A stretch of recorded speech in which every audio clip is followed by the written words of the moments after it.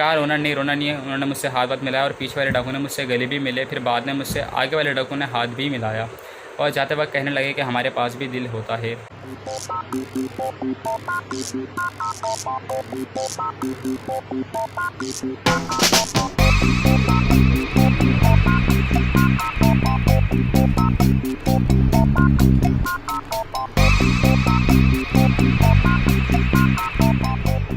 ये बात है मंडी की शाम 6:40 की।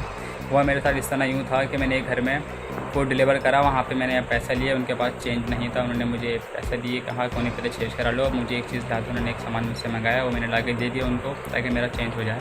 इतनी देर में पीछे 2 लड़के आ गए और कहने लगे कहाँ है भाई तुझे, हम तुझे कब से ढूंढ रहे हैं। मैं देख के उनका बहुत ज़्यादा परेशान हो गया था क्योंकि उन्होंने बात इस तरह करी कि मैं को बहुत ज़्यादा कन्फ्यूज़ हो गया था। उन्होंने मेरी जेब से खुद ही मोबाइल फ़ोन निकाला, पीछे वाले डाकू ने, और मेरी जेब से पैसा निकाले खुद ही। उनको पता था कि कौन सी में मेरे पास मोबाइल फ़ोन है और कौन सी जेब में मेरे पास पैसे हैं।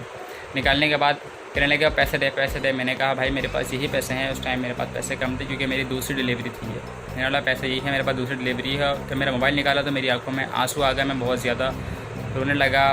उनसे मैंने बहुत रिक्वेस्ट करी कि भाई छोड़ दो, मैं किसी का मोबाइल लेके यूज़ कर रहा हूँ, कोई काम वगैरह नहीं है। बहुत ज़्यादा रिक्वेस्ट करी। उन्होंने फिर अपना मेरा मोबाइल मुझे वापसी करा और बल्कि पैसे ही वापसी कर दिए। जब मोबाइल उन्होंने वापसी करा तो आगे वाला डाकू था मुझसे मोबाइल छीन रहा था। मैंने कहा यार पीछे वाले तो यार इन्होंने छोड़ दिया, आप भी छोड़ दो। फिर उसने मोबाइल वापसी कर दिया। मैं रोने लगा जब मेरा सामान मुझे मिल गया, मैं फिर भी रो रहा था।